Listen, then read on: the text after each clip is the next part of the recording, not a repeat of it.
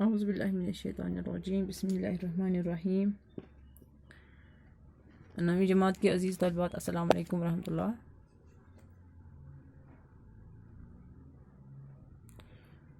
عزیز طالبات، ہمارا جو آج کا موضوع ہے وہ مولانا الطاف حسین حالی کے بارے میں ہے۔ آج ہم مولانا حالی کے بارے میں، ان کی جو ابتدائی تعلیم کا جو زمانہ ہے اور اس کے بعد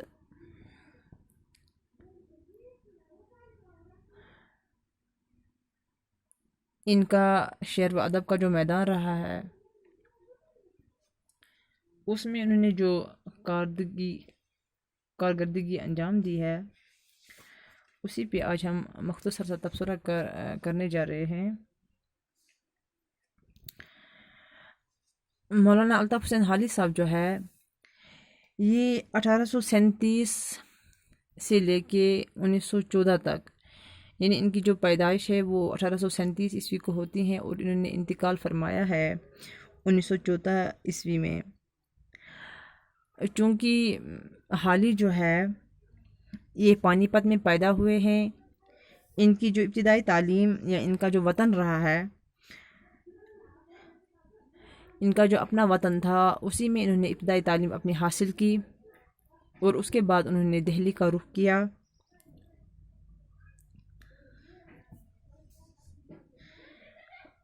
یہ اردو کے ادبی نظریے ساز، ناقد، سوانح نگار اور صاحب طرز انشا پرداز ہے۔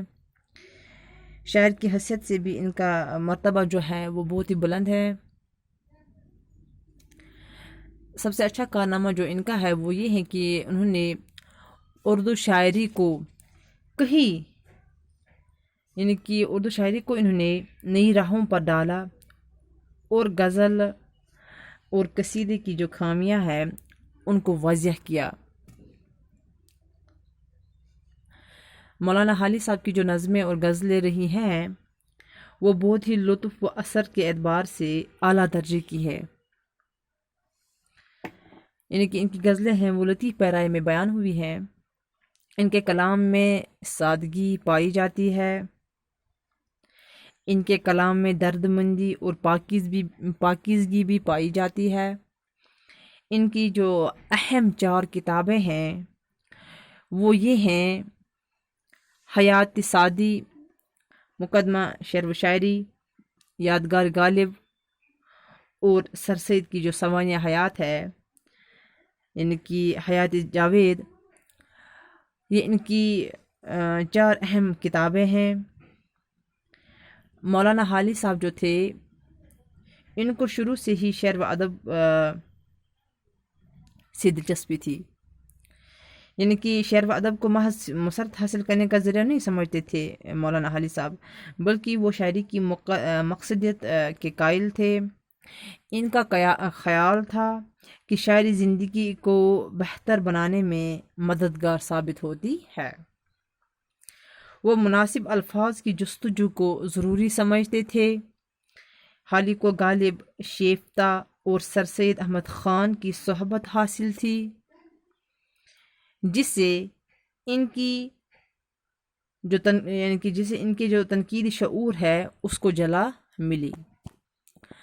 مولانا حالی صاحب نے ایک بہت ہی طویل نظم جس کا نام ہے مد و جزر اسلام، مسدس کی شکل میں انہوں نے یہ لکھی ہے، اور اسی کتاب کے بارے میں سر سید احمد خان صاحب کے الفاظ جو ہے وہ یوں ہیں: قیامت کے دن جب خدا پوچھے گا کہ کیا لایا ہے، تو میں کہوں گا کہ حالی سے مسدس لکھوا کر لایا ہوں۔ یہ اس کتاب کے بارے میں مولانا سر سید احمد خان صاحب کی بہت ہی اچھے الفاظ ہے۔